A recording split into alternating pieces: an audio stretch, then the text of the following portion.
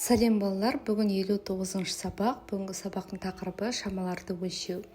Ендеше бірінші тапсырмаға қарайық. Суретте нені өлшегеніңе қара, тағы нені өлшеуге болады, қандай шамалар өлшенді. Бірінші суретте біз үй жануарларын көріп тұрмыз. Ол жерде сиырдың салмағы 80 килограмм, қойдың салмағы 30 килограмм. Бұл жерде тағы да иттің де салмағын өлшеуге болады. Яғни, мысалы, иттің салмағын өлшеп шамамен 7 килограмм деп алсақ болады. Яғни, бірінші суретте біз үй жануарлардың салмағын өлшедік, яғни массасын. Енді екінші суретке қарайық. Екінші суретте үйдің қоршауындағы ағаштардың ұзындығы, ені көрсетілген. Яғни, жалпы ені 6 дециметр, әрбір ағаштың ені 20 сантиметр, және өлшеуге болады сол ағаштың ұзындығы. Ал ол ағаштың ұзындығын шамамен 100 сантиметр деп алайық. Сонда біз екінші суретте не өлшеп тұрмыз? Екінші суретте біз ұзындықты өлшеп тұрмыз. Енді үшінші суретке назар аударайық. Үшінші суретте үлкен бочкаға 20 литр су кетеді, шелекке 10 литр су кетеді, кішкентай шелекке қанша литр су кетеді деп бізде сұрап тұр. Яғни үшінші суретте бұлардың барлығы сыйымдылық. Яғни шелектің сыйымдылығы 10 литр, кішкентай қызыл шелектің сыйымдылығы белгісіз. Шамамен 5 литр болуы мүмкін. Одан кейін үшінші суретте біз ар жақта шыршаны көріп тұрмыз. Шыршаның ұзындығы қанша дециметр деп сұрап тұр. Яғни ол жерде ұзындығын өлшеуге болады екен.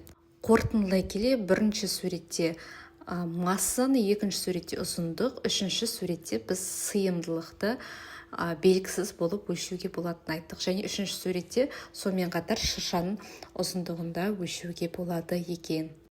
Екінші тапсырма әр шаманың мәндерін өсу ретімен жаз дейді. Ендеше бірінші массадан бастайық. Масса өсу ретімен 9 килограмм, 20 килограмм, 50 килограмм, 60 килограмм. Ұзындық 30 сантиметр, одан кейін 5 дециметр. 5 дециметрді кейін жазған себебіміз 1 дециметрде 10 сантиметр. Ал 5 дециметр дегеніміз 50 сантиметр. Келесі 5 дециметр, 90 сантиметр, содан кейін 10 дециметр. Сыйымдылық 10 литр, 20 литр, 30 литр, 40 литр. Осылай өсу ретімен жазып шығамыз.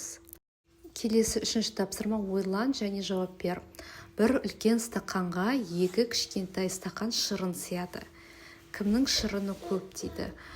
Бұл жерде қыз балада бір үлкен стақан, ал ұл балада екі кішкентай стақан екен.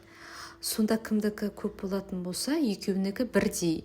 Себебі бір стақанға екі кішкентай шырын сияды деп тұр ғой. Демек, бұл жерде екеуінікі бірдей болып тұр. Енді сұрақ, екі үлкен стақанға неше кішкентай шырын сияды дейді.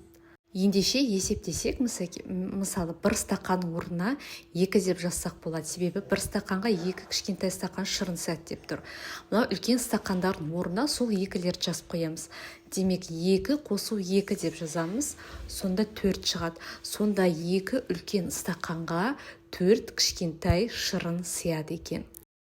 Келесі төртінші тапсырма. Ыдысты толтыру үшін неше литр сұйық зат құю керек? Өзің мысалы ойластыр, ал досың жауап берсін дейді.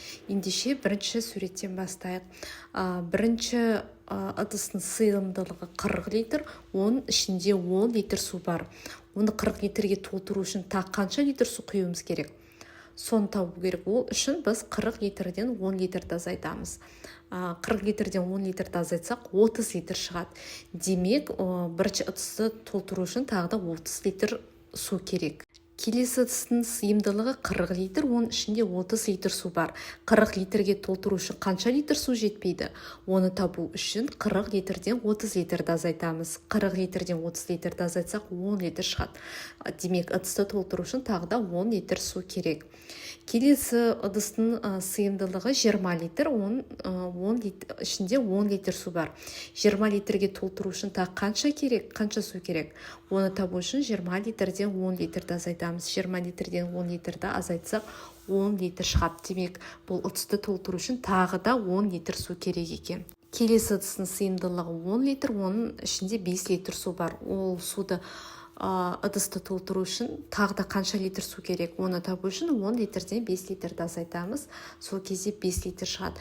Демек, соңғы ыдыстағы суды толтыру үшін, ыдысты толтыру үшін тағы да 5 литр су керек екен. Сонымен бүгінгі сабақ аяқталды. Каналға тіркеліп, видеоға лайк басуды ұмытпаңыз.